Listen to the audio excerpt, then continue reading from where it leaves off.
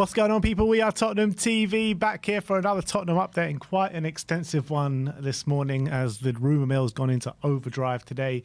Let's start off with the confirmed release list that Tottenham did announce this morning. They said, we can confirm the departures of Japhet Tanganga, Ryan Sessegnon, Eric Dyer and Ivan Perisic following the conclusion of their contracts. We thank Japhet, Ryan, Eric and Ivan for their services to the club and wish them the very best in the future. Alistair Gold says that Spurs chose not to take up the options of those said players. And for those counting, only 4 senior club-trained players now left in the squad, with Austin, Whiteman, Skip and Parrott. I'm a bit surprised to me they did let Japhet Tanganga go and didn't trigger the extension, because he was building up a bit of value.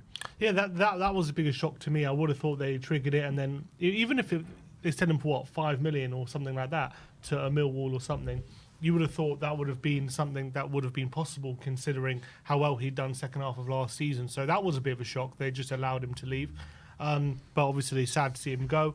He was one who I was really hoping a few years ago would, be a starting defender for many years. Never really turned out, unfortunately, for him. So I wish him all the best. But in terms of Sessegnon, Perisic, Dyer, we all knew that was coming, didn't we? So no surprises there.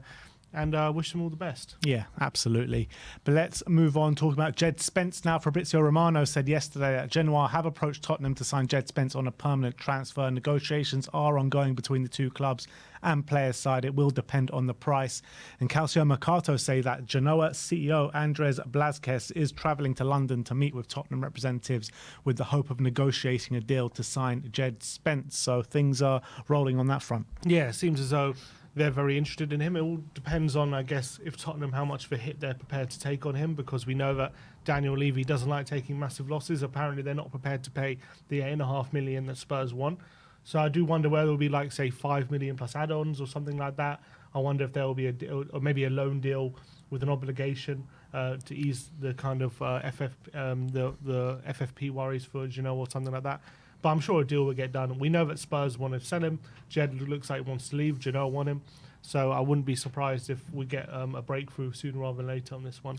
Yeah, it'll be interesting to see if maybe they use it as a make-weight for someone like Gudmundsson, who we've been heavily linked with over the past 3 or 4 months. So could be a deal to be done there. What I know about Levy and his dealings, he doesn't usually like to do swap deals. Even with the Hojbjerg and Walker-Peters one, he liked to keep it separate. So I would imagine he'll do the same here. Yeah. Giovani Lo Celso, Estadio Deportivo, says that Lo Celso has rejected a move to Saudi Arabia. Betis are interested in bringing the player back to the club, with the player also keen on the move. Betis finds Spurs' demands of around 20 million euros to be excessive, but they believe they can find an agreement due to his contract situation. Do you think it's excessive, 20 million? I don't think it's excessive, but then again, he does have 1 year left, and he's a very injury-prone player, and I'm sure he's on decent. I mean, I'm sure he's not on like the biggest wages, but at least like pushing 100 grand, I would assume. 80 grand, something like that. So I think 20 million is, for a player of his quality, is probably a fair price, but we're probably going to have to take a little bit less than that due to clubs around Europe not having loads of money to spend. So I would imagine something like 14 million plus add-ons, something like that. 14? Yeah. Not 15. 14 to 15 million plus add-ons, something like that. And then if he reaches a certain amount of appearances, then the add-ons get activated. That's what I envisage his kind of deal would be, because I think teams will want to be wary about his injury record, I think. Yeah, he is on 70 grand a week. I can see him going for anywhere between 10 and 20. 10 at the very low end of the spectrum, and 20 probably at the absolute most. But, he's a player that Spurs need to get out the door. He's not part of the plans. He's got 1 year left in his contract. So we just have to do a deal at some point. Yeah, agreed. Let's talk about Pierre-Emile Hojbjerg now. Corriere dello Sport are claiming that Antonio Conte wants to reunite with Pierre-Emile Hojbjerg at Napoli.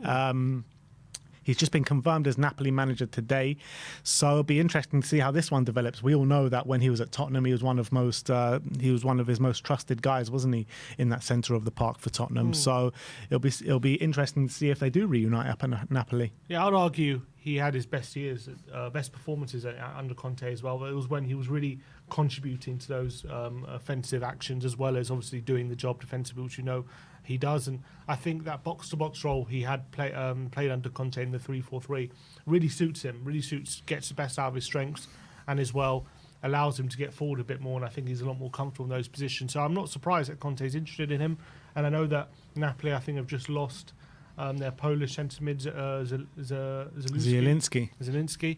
I think he's going to go to Inter on a free, so they're looking for a central midfielder. So you put 2 and 2 together, maybe you can make PM or Hojbjerg. I think it's a match.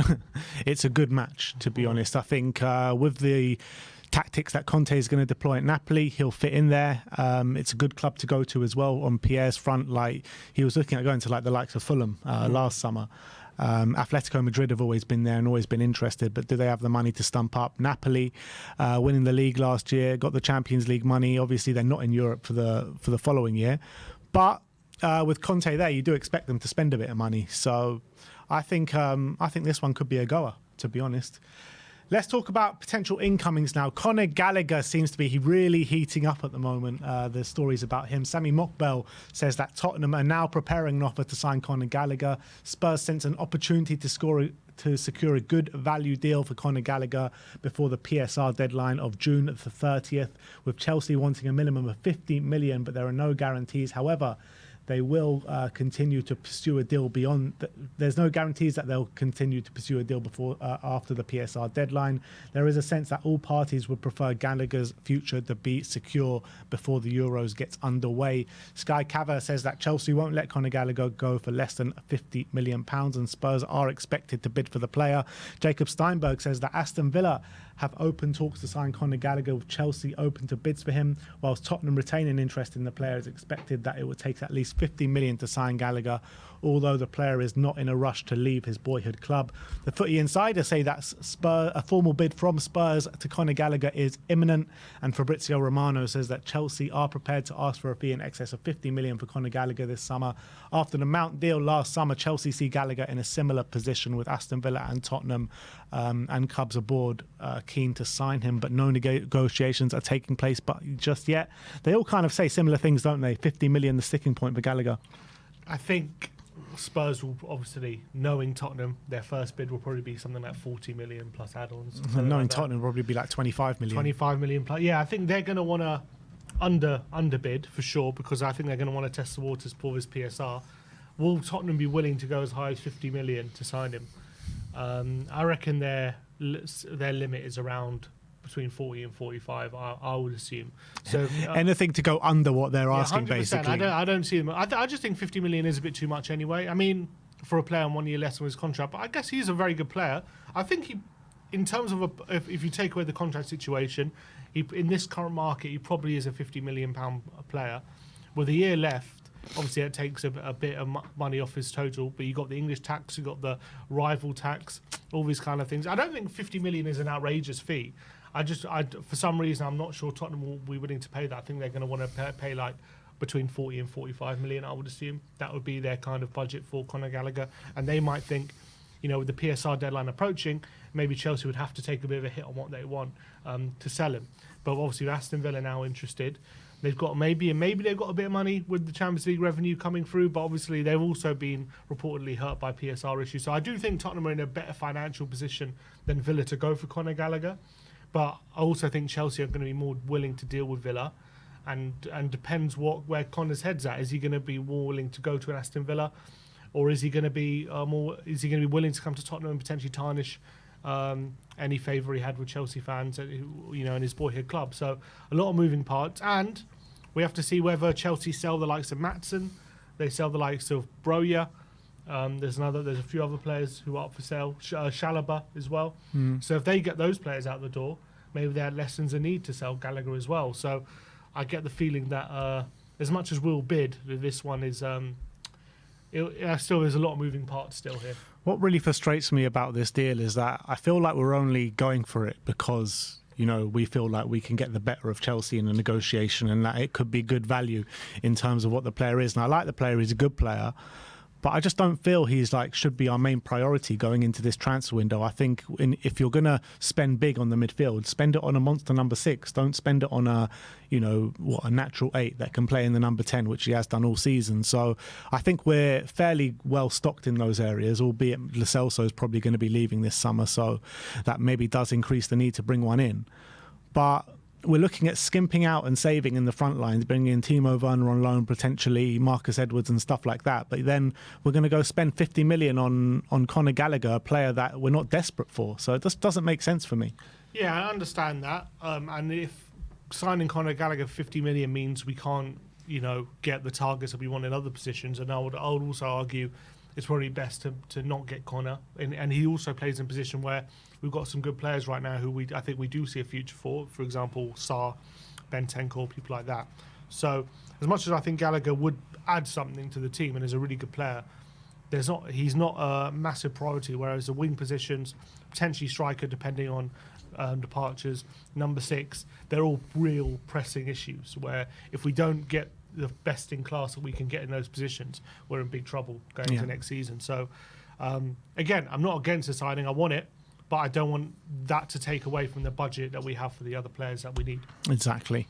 Let's talk about Victor Tsygankov of Girona. The Mail are reporting that Tottenham are said to be interested in Girona winner Victor Tsygankov, who has a €30 million release clause in his contract.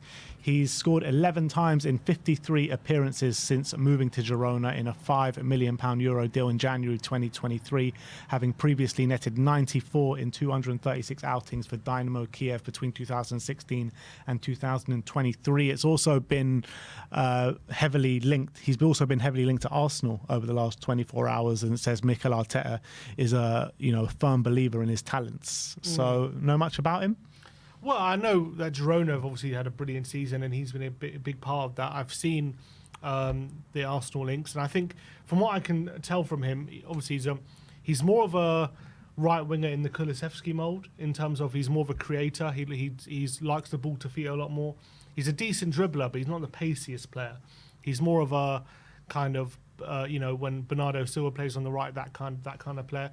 But he obviously does take people on. He is probably more of a winger than the likes of Kulusevski is, but he's in that time mould. He does like to cut inside a lot. Obviously, predominantly plays on the right-hand side on the wing. Had a brilliant time of it at Kiev. Was a goal and assist machine. Since he's gone to Girona, last season, pretty decent numbers, but this season, 15 goal contributions as they find their way to Champions League football. So he's a good player.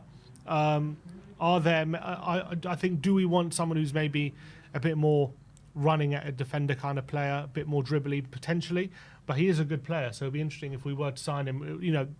Considering his release clause, I think that's probably the main reason we're looking at him, because 30 million for that kind of player is a really good deal, but I don't know if he's the perfect fit for what exactly we want, but he is a good player, and obviously Levy's always going to perk his ears up when you hear the words release clause. Yeah, I'm just reading I was just reading a bit of a scout report on him from this website called scoutfootball.com, and it says that he's far from one-dimensional, though he is left-footed but starts predominantly on the right. From there, Tsygankov loves to make late runs into the opposing penalty area, darting from the byline through the right-hand channel into the box. He exploits the pace he has at his disposal excellently. So they're claiming he does have a bit of pace about him, but be interesting to see, because last couple of years he has been kind of going from strength to strength in the Spanish league, so maybe he is ready for that next step. Yeah, 26, so he's not like the youngest, but he should be coming into his prime, so be interesting. I feel like we probably wouldn't do it if they were demanding, let's say, double his release clause. I think that goes for any player that we're linked with. No, there are some players like Eze, if 60 million, and you'd be all over that. If they were demanding 60 million for Tsygankov, I don't think we'd be all over it. Yeah, the reality is that, again, Timo Werner, the signing of him has kind of like hampered us a little bit, because I'd like to bring in him and an Eze, but that's just not possible anymore. Let's talk about Lucero Geertruida of Feyenoord. AD Sports out in Holland says that Geertruida is on the radar of clubs in Germany, France, and especially England. Feyenoord has not yet received an official offer for the player, who is still under contract for one more year. But it's now clear that Liverpool, Tottenham, Newcastle, and West Ham are all interested in his signature. So a player that we're massive fans of here. Yeah, for sure. And I definitely want him. I'm really glad to hear that we're interested. Obviously, hearing Liverpool in for him, obviously his former manager, so he would always be likely to, if Slot is serious about it, go with his former manager, then come to Tottenham. But if we can somehow outbid Liverpool, that would be brilliant, because I really think these are the kind of players in terms of in the back line will really help us. Versatile players can play centre back, right back, even midfield as well. So it can fill in a lot of different positions. So it negates injuries as well. I think he's a good quality player in all these different positions, and because he plies his trade in midfield as well, means he's very good on the ball. That really helps him playing out the back in the back line as well. Can be back up to Parrott, can be back up at centre back. Could also be in the number 8 and number 6 positions. It's one of those players where if you can get him you get him, because I think it will really help our squad and really help with the depth, and he's a good quality player. So I think it would be a brilliant signing. And he should be a player that you can smell like a good kind of deal that you can get with 1 year left in his deal. Spurs should act now before the competition really gets serious about it, because when a player of this kind of caliber comes available, you just have to snap it up, don't you? We've got some quotes from Heung-min Son, and he says, collectively, from the more regular starters to those coming on, everyone has been so supportive and has wanted to improve. I'm so appreciative of that, because it's helped bring everyone closer together. Sometimes when we've been in a tough moment, this group has shown that everybody is ready to play for this team, and I'm really pleased to see that as a captain. I really appreciate everyone that's come into the squad, even the young players like Mikey Moore, who have been training with the group and working really hard. It's great to see these kind of things. Generally, across the whole season, it's been very positive, and we've been making steps forward. Obviously, there is a lot of room for improvement, but the overall positive energy suggests it's been a great season. And then he goes on to talk about if he's a legend at the club or not, and he says, it's been almost 10 years at this amazing club. To be honest, it's been an incredible journey. There's been so many players I've played alongside and managers I've worked with who have been helpful and brought me so many fond memories and respect along the way.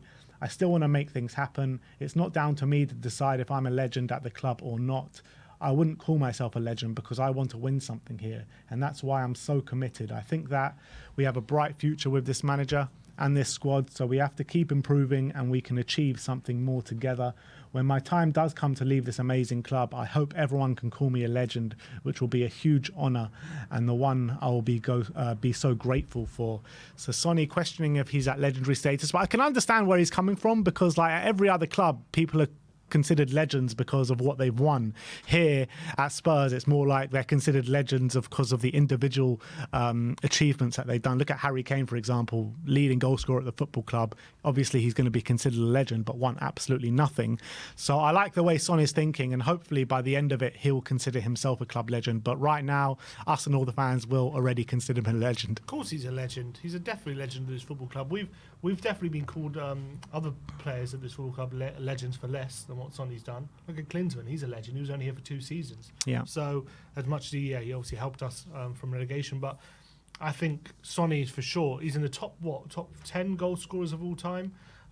He stayed with us, and he's, when times were really tough, he has consistently had a really high level of performance. And now, since Harry Kane's left, he's now our club captain, and still one of the best attackers in the Premier League. So of course he's a legend, but of course he wants to be humble about it.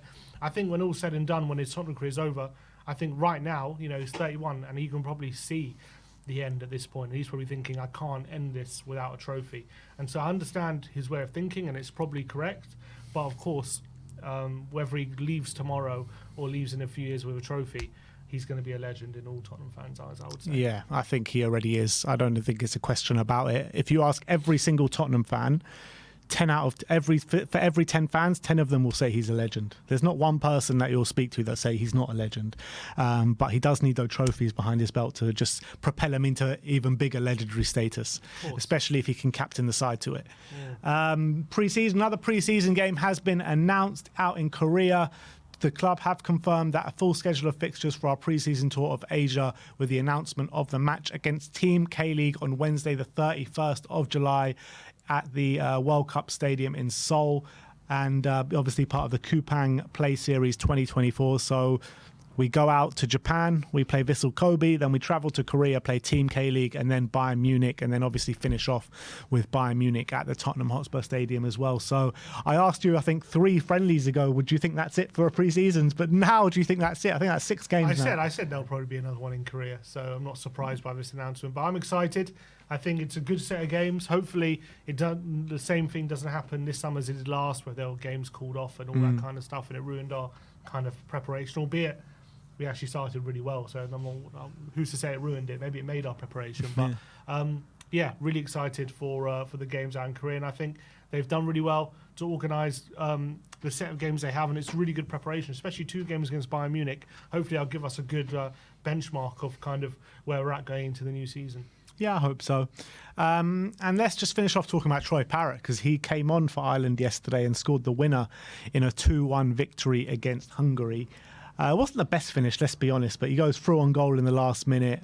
He has a player to his left, and he tries to slot it under the keeper, and I think probably poor keeping, to be fair, to let the goal in. But no taking away from the man, because the man is on absolute fire at the moment. Well, the finish wasn't the best, but I think if you actually roll the clip back, he does really well to get into that position, because he's charging down the Hungarian player. He makes the block, and then he charges down his own block, and he uses his surprisingly good pace to get in front of the Hungarian defender, nick it past him, and then burst into the space and through 1-on-1. And obviously the finish wasn't the best. It wasn't the keeper should have saved it, but he got a bit of luck, and maybe that's just the confidence at the moment getting him those goals, because he's in banging form at the moment, Troy Parrott. And let's hope they're not in the Euros, though, are they? No. So he won't be playing there. Because it would have been interesting if they were and he was playing, and what he would do right now. But he won't be. But obviously he's a player really in form, and Tottenham got a decision to make going into next season. Yeah, it'll be interesting to see. Maybe he does, play the early part of the pre-season or be involved in the whole of the pre-season, and Ange can take a closer look at him, because he is clearly, out of all the the prospects coming out of the academy, he's the one that's kind of leading the way at the moment. So we'll see what happens. But that is your Tottenham update. Let me know in the comment section below your thoughts regarding all the news stories we brought to you today. Like, subscribe and comment. And as always, come on you Spurs.